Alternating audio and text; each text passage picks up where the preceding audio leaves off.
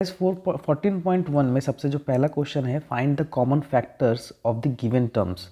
तो इसका क्वेश्चन का मतलब ये है कि नीचे में दिए गए जितने भी क्वेश्चंस हमारे सामने अभी आएंगे उनमें से हमें कॉमन छांट कर निकालना है। ठीक है, कॉमन को अलग करना है। जो भी कॉमन आ रहा है, कॉमन देखिए यहाँ पर कॉमन का मतलब होता है HCF। ठीक है, HCF कीजिए, जो कॉमन आता है उसे आपको अलग रखना है। जैसे कि यहाँ पर आप देख पा रहे हैं कि यहाँ पर दो टर्म्स है, एक है 12x और दूसरा है 36। इनमें से हमें कॉमन निकालना है। तो कॉमन निकालने का सबसे इजी प्रोसेस ये है कि पहले आप नंबर पर फोकस कीजिए। एक नंबर है 12 और दूसरा नंबर है 36। वेरिएबल को भी छोड़ दीजिए, 12 है 36 है, दोनों नंबर में से आपको हाईएस्ट कॉमन फैक्टर निकालना है। तो 12 एंड 36 का हाईएस्ट कॉमन फैक्टर होता है 12, तो इसका आंसर होगा 12। अब वेरिएबल पर फोकस करते हैं। एक टर्म में x है और दूसरा टर्म आपका कांस्टेंट है, यानी वेरिएबल है ही नहीं, तो कॉमन यहाँ पर आने के चांसेस ही नहीं है। तो क्वेश्चन नंबर 1 का जो फाइनल आंसर होगा वो है 12। ठीक है, अब नेक्स्ट क्वेश्चन में चलते हैं। क्वेश्चन नंबर 2, दो टर्म है 2y 22xy। जैसे कि मैंने पहले ही आपको कहा है कि पहले आपको नंबर पर फोकस करना चाहिए। एक नंबर है 2 और दूसरा नंबर है 22। हाईएस्ट अगर कॉमन जाएगा भी तो 2 जाएगा, तो पहले 2 लिख लेते हैं, नंबर पहले लिख लेते हैं। अब वेरिएबल पर फोकस कीजिए। पहले वाले टर्म में y है और दूसरे टर्म में x और y है, राइट। दोनों में कॉमन क्या जा रहा है? सिर्फ y, तो आपको y सिर्फ लिखना है। ठीक है, तो क्वेश्चन नंबर 2 का फाइनल आंसर है 2y।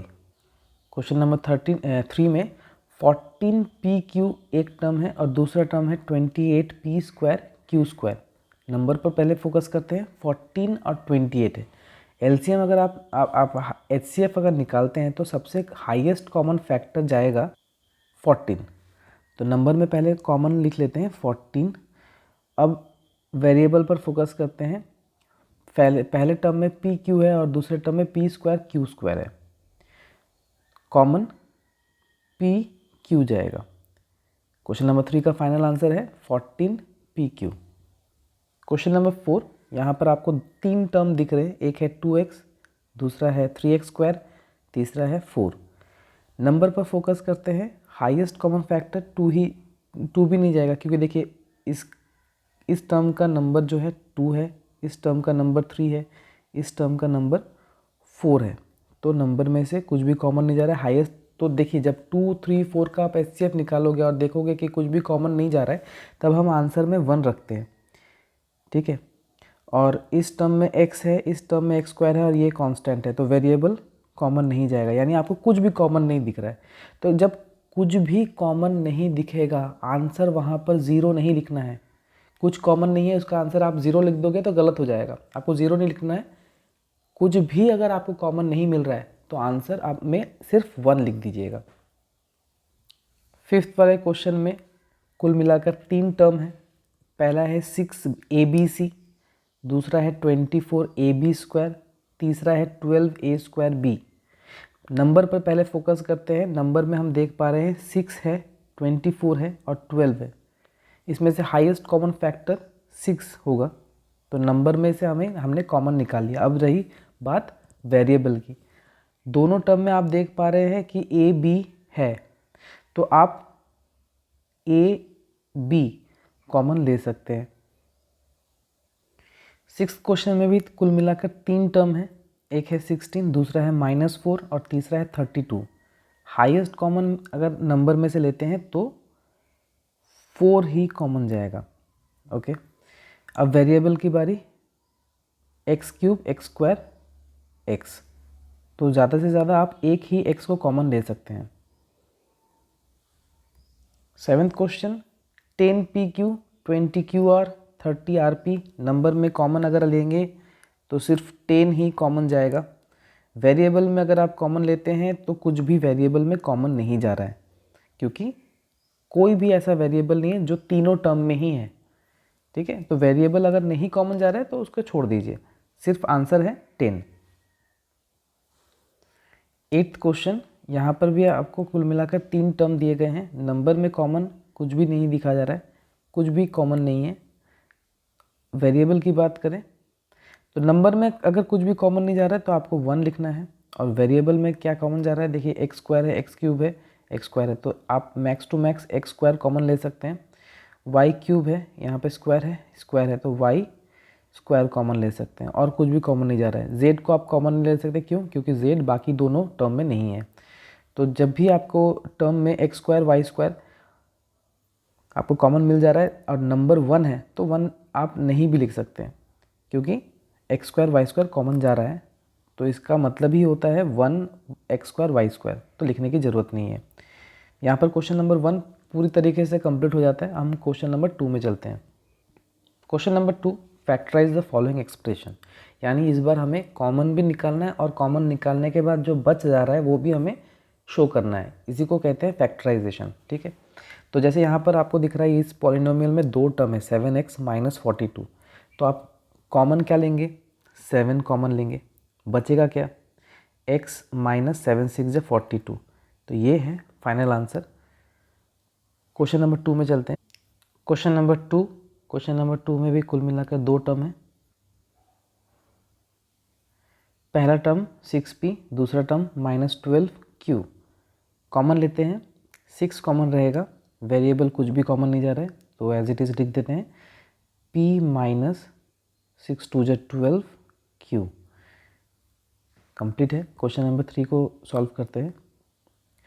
7 कॉमन जा रहा है और a कॉमन जा रहा है, क्योंकि देखिए 7a स्क्वायर यानी 7 इंटू ए है, और 14 को अगर आप देखो तो 7 2 14 इंटू ए, तो आप क्या क्या कॉमन ले सकते हैं, 7 कॉमन ले सकते हैं, हमने लिया है 2a, और यहाँ पर 1 है, तो मैक्स टू मैक्स आप एक ही a को कॉमन ले सकते हैं।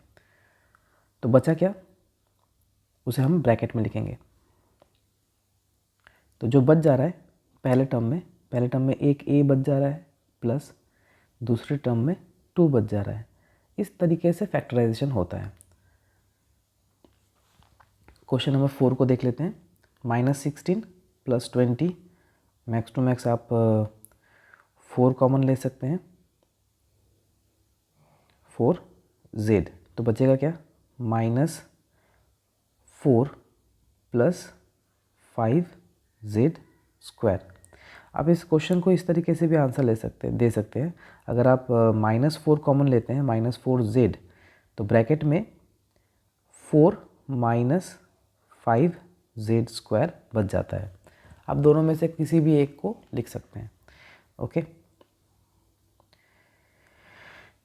क्वेश्चन नंबर 5 को देखते हैं। क्वेश्चन नंबर 5 में आप मैक्स टू मैक्स 10 कॉमन ले सकते हैं नंबर में। वेरिएबल में आप l और एक m को कॉमन ले सकते हैं, तो बचेगा क्या, 10 2 और यहाँ पर एक l बच जाएगा, प्लस 10 3 a बच जाएगा। आंसर यहीं पे ख़त्म हो जाता है। 6 को सॉल्व करते हैं। 5 कॉमन रहेगा, इसको थोड़ा सा हटा लेते हैं यहाँ पर। ओके, 5 कॉमन ले लेते हैं, x y, तो बचेगा क्या, x minus 5 3 15 y। 7th question में 3 टर्म है, तीनों टर्म में से आप डायरेक्टली कॉमन ले सकते हैं। जैसे कि यहाँ पर 10 माइनस 15 20 में से कॉमन जाएगा 5। ओके, और कुछ भी कॉमन नहीं जा रहा, तो बचेगा क्या, 5 2 10 a square, 5 3 15 b square, 5 4 20 c square. यही फाइनल आंसर है। 8 को देख लेते हैं। 8 में से आप -4 को कॉमन ले लीजिए, और एक a कॉमन जा रहा है क्योंकि a तीनों टर्म में ही है, तो बचेगा क्या, a minus b plus c। Question number 8 का ये फाइनल आंसर है। क्वेश्चन नंबर 9, तीनों टर्म में से x y z कॉमन जा रहा है, बचेगा क्या, x plus y plus z। 10th को देख लेते हैं। तीनों टर्म में से x कॉमन जा रहा है, y भी कॉमन जा रहा है, तो x y कॉमन ले लेते हैं, तो बचेगा क्या, a x plus b y plus c z, ये बच जा रहा है। तो क्वेश्चन नंबर 2 पूरी तरीके से यहाँ पर कंप्लीट हो जाता है। क्वेश्चन नंबर 3 में भी फैक्टराइज करना है, पर इस क्वेश्चन में आप देख पा रहे हैं कि नीचे में जो पॉलिनोमियल है उसमें कुल मिलाकर 4 टर्म है। तो 3 से अधिक टर्म जब होते हैं तब आपको क्या करना होता है, ग्रुप कर लेना होता है। यानी दो दो, मतलब पूरे पॉलिनोमियल को दो दो टर्म में बांट दो एंड देन आफ्टर आप कॉमन लो। ठीक है, देखिए मैं किस तरीके से कॉमन लेता हूँ। X square plus x y plus 8x plus 8y। तो पहले मैं इन दोनों टर्म को कॉमन लूँगा, फिर इन दोनों टर्म से कॉमन लूँगा। X square plus x y से मैं कॉमन लूँगा तो x कॉमन दिख रहा है, बचेगा क्या, x प्लस वाई। नेक्स्ट दूसरे टर्म में मुझे 8 कॉमन दिख रहा है, यानी प्लस 8 मैं कॉमन लूँगा तो ब्रैकेट में बचेगा क्या, x प्लस वाई। आपको ध्यान देना है कि कॉमन लेने के बाद ब्रैकेट में जो बच रहा है वो सेम होना चाहिए, तभी आप इसके बाद वाला स्टेप आप कर पाओगे। ठीक है, आप यहाँ पर इस पॉलिनोमियल को देखिए, यहाँ पर कुल मिलाकर 2 टर्म बन रहे हैं, एक और ये दूसरा। इन दोनों टर्म में कॉमन क्या जा रहा है, x plus y, right. x plus y को अगर आपने कॉमन ले लिया तो बचा क्या, x और प्लस 8, उसको भी आपको ब्रैकेट में रखना है। यहाँ पर आकर आपका आंसर कंप्लीट हो जाता है। ठीक है, क्वेश्चन नंबर 2 में भी कुल मिलाकर 4 टर्म है। हम सबसे पहले 2 टर्म को में से कॉमन लेंगे, फिर दूसरे वाले टर्म से कॉमन लेंगे। यहाँ पर आप देख पा रहे हैं कि 3 कॉमन जाएगा, पहले 2 टर्म से 3 कॉमन है और x भी कॉमन है। 3 5 जा 15, 5y माइनस 3 2 जा 6, ये कॉमन गया। दूसरे टर्म में क्या है, 5y माइनस 2, कुछ भी कॉमन नहीं जा रहा है। और मैंने आपको कहा था कि अगर किसी पॉलिनोमियल में से अगर कुछ भी कॉमन नहीं जा रहा है तो आप वहाँ पर +1 कॉमन ले सकते हैं। +1 कॉमन लेंगे तो 5y माइनस 2 ही बचेगा। आप देख पा रहे हैं कि ब्रैकेट में सेम नंबर ही बच रहे हैं, राइट। तो आप उनको कॉमन ले लीजिए, यानी 5y माइनस 2 को आपने कॉमन ले लिया तो बचा क्या, 3x प्लस 1। थर्ड क्वेश्चन में से आपको 2 टर्म में इसे बांट देना है। ठीक है, ax प्लस बी में से कॉमन क्या जा रहा है, x, तो बचेगा क्या, a प्लस बी। अब देखिए इस टर्म को ज़रा ध्यान से देखिए, यहाँ पर क्या है, माइनस ए वाई माइनस बी वाई, क्या कॉमन जा रहा है, y। अगर आप y सिर्फ कॉमन लेंगे तो ब्रैकेट में बचेगा a माइनस बी। बट अगर ब्रैकेट में माइनस बी रह रहा है तो इसके साथ मैच नहीं हो रहा है, तो हम कॉमन नहीं ले पाएंगे, यानी नेक्स्ट स्टेप को नहीं बढ़ा पाएंगे। नेक्स्ट स्टेप ताकि हमारा कंप्लीट हो, उसी के लिए हमको क्या करना चाहिए, दोनों टर्म में से माइनस भी कॉमन लेना होगा।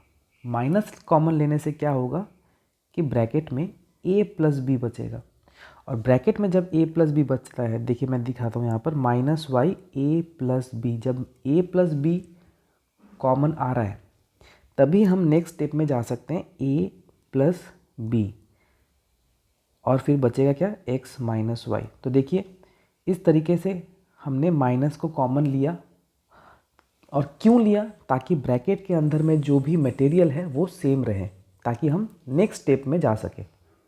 इस बात का ध्यान दीजिएगा, साइन सेम होने चाहिए। आप साइन भी कॉमन ले सकते हैं, अगर आप माइनस को कॉमन लेते हैं तो ब्रैकेट में हर एलिमेंट्स के साइन चेंज हो जाएंगे, है ना।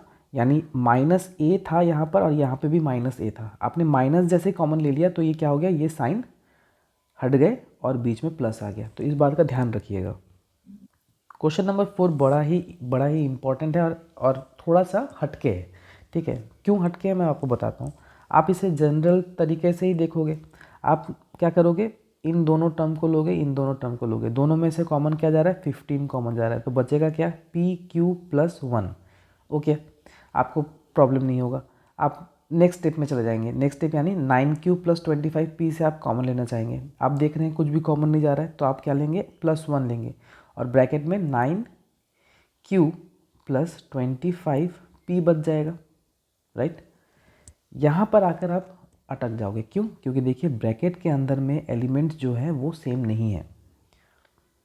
क्या करना चाहिए फिर, हमें इस तरीके से ना बढ़कर, जैसे हम देख रहे हैं कि इस ऐसे परिस्थिति में हम पढ़ रहे हैं, तो टर्म को आप क्या कीजिए, जितने भी आप इस पॉलिनोमियल के टर्म हैं उनको रीअरेंज कर दीजिए। रीअरेंज कहने का मतलब ये है कि 15PQ के बाद प्लस 15 है, आप 15PQ के बगल में